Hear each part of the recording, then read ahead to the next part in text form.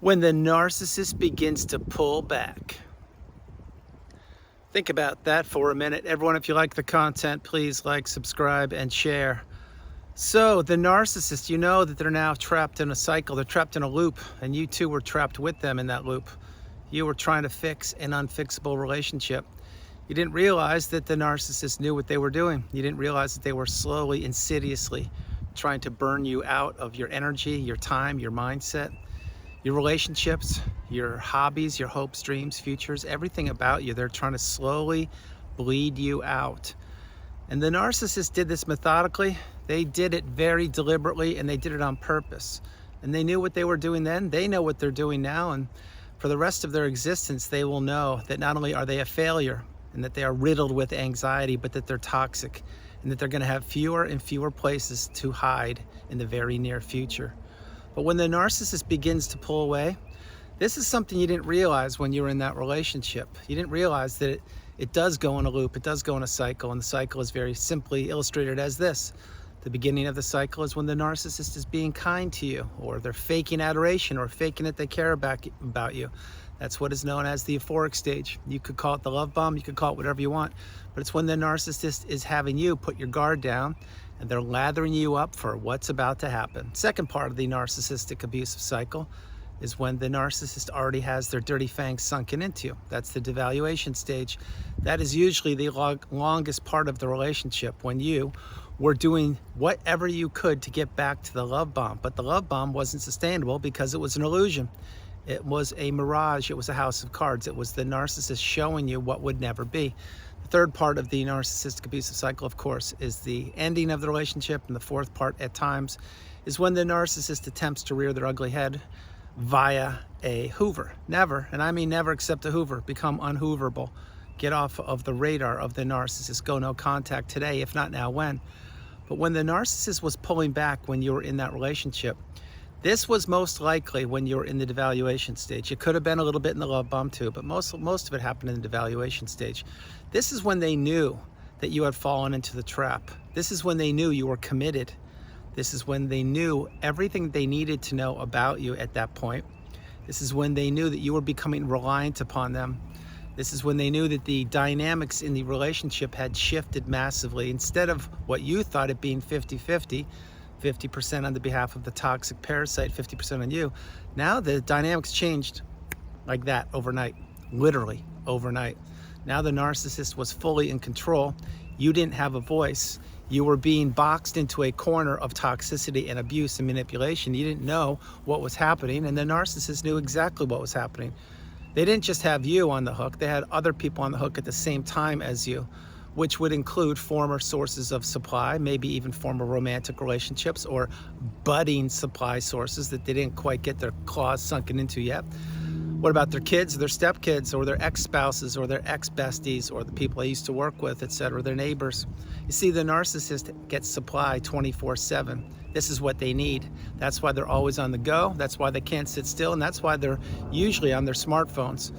The narcissist, when they were pulling back, that was meant to test the temperature of you. It was doing multiple things at once. The first thing was meant to test the temperature of you. Number two, to see how important they were to you. In other words, did you say something, or did you bite your tongue and not say anything at all? Did you want to make time with them and actually begin to book time with them, which is a whole different video, and I'll jump on that in a second. Whatever you did, it showed the narcissist how vested you were in them and how much they could take from you and how much more they could push you to the limit. But you didn't know these things back then. So as the narcissist was pulling back, what they were doing is they were watching your life implode because they were beginning to detonate the implosion of your life. Number two, they were administering forms of the smear campaign. And you may say, well, no, the narcissist, I know, they never said a bad word about me. You may want to think again. The next thing they were doing is they were getting ready to insert another person into your spot, which means grooming another source of supply. Of course, they could never replace you, meaning the narcissist, because you are irreplaceable. But the narcissist thought they would have an upgrade. So they thought that when they would discard you, or when they did, that they would just effortlessly slither into another person's domain, have that person put a roof over their head, provide intimacy, traveling, and vacations and all that. But the narcissist, they always overplay their hand. They couldn't and can't replace you, and they will do nothing but continue to deteriorate. But all these things equal when the narcissist was pulling back from you. As they were pulling back, you were beginning to feel more and more isolated. You were beginning to feel abandoned to a degree. You were beginning to feel that you were giving too much to this relationship, or that the other person wasn't giving enough. And all of your instincts, if you will, your spider senses from Spider-Man, the comic book years ago and still is today, they were all on point. It's just that you didn't have the wisdom because you were not taught Narcissism 101 in school. So whereas you knew something was wrong, something was off, and you weren't being treated properly, you didn't have the education. So you didn't know what gaslighting was. You definitely didn't know what verbal abuse was. There is no way you knew what triangulation was. You didn't know what financial abuse was. And you didn't know what kind of relationship you were a part of. Because if you did know that narcissism existed when you first met the narcissist, most likely you would have said thank you, but no thank you. There are 8.3 billion people on the planet. I will find another person to enter a relationship with, and that person will be healthy or stable, or I will vet them, or I'll take my time and watch their mannerisms and watch how they act instead of just listening to the words. But that's not what happened. The narcissist did whatever they could as quickly as they could to lock you down as a fuel source. Once they had you locked down and they knew, as I shared earlier, that you were committed, then they began to pull back. They pulled back because they could. They pulled back because they knew you would work harder as they pulled back. Remember, in the narcissistic relationship, it's filled with highs, lows, ups, downs, lefts, rights, lefts, ins, outs, push, pull. Nothing, and I mean nothing, is stable. Nothing is what you would call regular, or there is zero normalcy to these relationships because the narcissist cannot introspect. They're looking for a place to dump toxicity into, and the person they're dumping the toxicity into, they don't even listen to them, respect them, treat them properly, or give them a time of day. That's why these relationships all end in a place called Destructionsville. That's why they all end with a thud, a crash, and a bang. And the ending of the relationship is usually one of the most pivotal periods of your entire life because A, you didn't know what narcissism was, B, you didn't know what a discard was, but C, you didn't realize that that relationship was going to end just like that. The narcissist knew all of these things. Remember, the narcissist wants to administer maximum damage to whomever they are targeting. Sometimes they get off on targeting one person and trying to blow up that person's life. Sometimes it's a whole family. Sometimes it's a whole company. Sometimes it's a whole neighborhood. And you may say, how could it be a neighborhood? Well, think about it. Maybe the neighborhood finally figured out where the narcissist lives. The neighborhood finally figured out that the narcissist is a narcissist. And maybe the whole neighborhood has ostracized the narcissist, which means they're just not talking to them or not communicating with them, or they're not being invited to the spring barbecues or the summer barbecues or the pool parties or the evening cocktail hours, whatever it is. Well, the narcissist then, if they're ostracized, what do they have to do? Well, they have to throw a rage fit. They have to realize they're not welcome, which they are beginning to realize more and more every day on the planet. They're going to have to move somewhere else yet again. See, this is how it works with the narcissist. The narcissist burns every bridge they ever encounter because the narcissist believes that every encounter they have with people is a transaction, and they believe they must get the best of every transaction. And when they do this and they punish people because they don't realize that people are beginning to pay attention and more people are beginning to become awakened and aware, educated, and empowered, the narcissist doesn't realize that they really, sincerely have fewer places to hide these days. They're beginning to catch a little whiff of that, because they used to just snap their fingers and they'd have multiple supply sources lined up on their dating apps, on their social media platforms, on their texting or phone calls, whatever. But those supply sources, and I don't care if the person you're considering referencing the narcissist is in their 20s up to their hundreds, people are beginning to close the book on toxicity. People who have never even experienced narcissism firsthand like you have or I have are beginning to just turn away from toxicity. And you may say, that's true, I'm noticing it too. Well, I'm noticing it also. But on top of that, people are really realizing, specifically over the last 6 years, that life is too short, that life is meant to be cherished, honored, relished, embraced, and experienced. There shouldn't be toxicity in your life, but you didn't know it back then, neither did I. Now we do know it. Now the younger generations have the advantage of knowing from our wisdom. See, this is how it works on the planet. This is why this is one of the great secrets of humanity, one of the great secrets of life, and I'm referring to discovering narcissism. You may say, well, how is it a great secret of life? Well, think about it.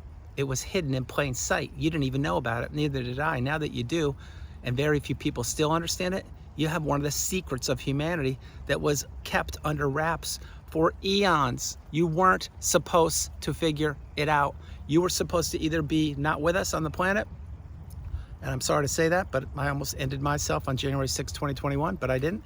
Or you're supposed to be trapped in the narcissistic abusive cycle, flailing, trying to fix an unfixable relationship. But neither of those are reality. What reality is you cracked the code. You found the needle in a haystack and you're healing.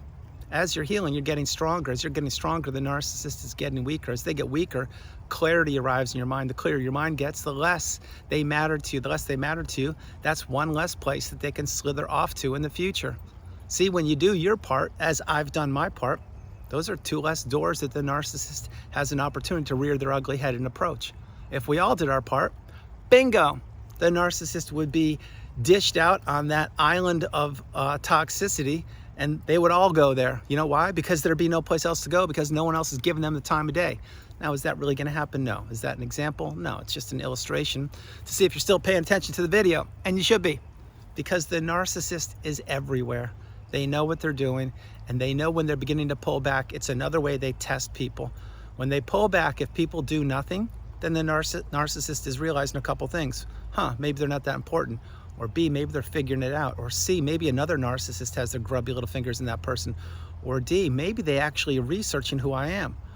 But when the person that you're considering, that the narcissist is pulling away from, and it was you in the past, my hope is it's not you, because my hope is you're out of the relationship. But when that person continues to feed the beast, which means continue to call the narcissist, text the narcissist, explain, defend, overshare, and continue to just bow down and give the narcissist everything they want, well, now the narcissist knows that they own that person. And I can say that because when you're trapped in the narcissistic fog, the devaluation stage, and the trauma bond, you are helpless. And you're looking at a person right here who was in such a place for approximately 6 years. Not a good experience, not a fun time, but I cracked the code and I healed, and healed properly. So when you are being subservient to the narcissist, all they're saying is, all right, well, this one's battery life, it's got another 80, let's say 70%. Okay, I can string this one around and along another, I don't know, a couple of years. Ooh, here's a fresh source of supply. Ooh, and they're 15 years younger? I think what I'll do is I'll start investing more time into this one, because when the older person gets down to about 40%, I'll jettison them, or maybe string them along and get their last couple dollars from them. But the younger person, they have no clue, and they have a lot of access to beach homes and ski chalets and all that, and I should start putting my attention and energy into them. See, the narcissist is always comparing fuel sources. They're always looking over their shoulders. They're always seeing who has blocked them, who hasn't, who is peeking at their social, who isn't. And you may say, well, how would the narcissist know if someone's peeking at your social media? There are multiple ways that anyone can find out if someone's looking at your social media. Now more than ever, think 2 words: bots, B-O-T-S. What a bot is, you should know by now. And 2, AI. That's why you really need to get the message. You should not be taking any chances with toxicity. You should not be peeking at the narcissist's social media. You shouldn't be driving by their house. You should have all the avenues of communication that once were open to them closed and airtight, super glued, airtight. Because if the narcissist senses or smells or whiffs that you are vulnerable or you haven't gone no contact, they could, not that they will, but they could in the future rear their ugly head and approach you and try to hoover you. Again, a hoover doesn't mean the narcissist is trying to get back in a relationship with you. It simply means they're trying to figure out if you are still on the hook, if they're still living in your mind rent-free, and they shouldn't be. Because once you get the wisdom, you need to go. Once you know, you need to go. And you need to realize that the narcissist knew just what they were doing. And when they were pulling back, it was because they had other sources lined up, and it's plural, and they were testing your temperature and simultaneously getting the best of the new supplies, plural, worlds, of their own world and of your world. And once they figured out any one of those people had more to offer, well, then they would just slowly pull back from the other people. Or if it was your case, most likely just like mine, maybe you were discarded, and then they just went off to the other supply source thinking, okay, well, no one knows anything, and I've blown up the other person's life, which was yours, and it certainly was mine, so no one will know any better. Well, guess what? It didn't go so well for the narcissist now, did it? No, it didn't. Why? Because you're here, and I'm creating videos every day, and you're getting your cup full. See, the narcissist took their best shots at you, and they failed miserably. You are one of a kind. You are stronger than you know, and you have been in the cycle, and you're out. Once you're out, you need to stay out, and you need to understand one more thing before I close this video. When the narcissist began to pull back, and maybe you're still in the relationship and this is the first video you're watching, if they're pulling back, it's because they're testing your temperature They're seeing what you know, what you don't know, if you explain, if you don't, if you call them out, if you don't, or if you just go about life however you were in the past. But also it's because they have other things going on, probably your replacement. So you really need to pay attention. And above all, you need to remember one thing. Every, and I mean every, narcissistic relationship has an expiration date. If you think yours doesn't, you need to think again. Every single one of these narcissistic relationships expire, and usually it is one person left holding the bag who has to heal from it, and the other person slithers off into the darkness looking for another target to get whatever they want from. So everyone, that's the video. I hope you liked it. I loved doing it from the beautiful Carolinas. This is Andrew. Namaste. Have a great afternoon, evening, or morning. No matter where you are on the planet, you are not alone. I love you all, and I'll talk with you tomorrow. Couple things. One, spring is here. Number two, this is a good location. I hope it's a little quieter. I'll do my best with the sound, but you know how it is. And number three, recognize when the narcissist begins to pull back, it's because they are not as invested in you as you thought. Then again, they were never invested in you once they had their dirty fangs sunken into you. But when they begin to pull back, that means the clock is officially ticking on the ending of your relationship. Now, if you really want to drill into that one step further, or peel one more layer of the onion back, the minute you met the narcissist, the clock was ticking, because all they were doing was seeing if you would believe what they were selling. And once they got as close to you as they possibly could to get you in the trauma bond or the narcissistic fog or the devaluation stage or that relationship, then they began to slowly pepper you with abuse and take whatever they wanted, knowing that, again, that relationship would end because they would always, and I mean always, be looking for your replacement, which is why once you know, you go. I love you all, and I'll talk to you tomorrow. Bye, everybody. Bye.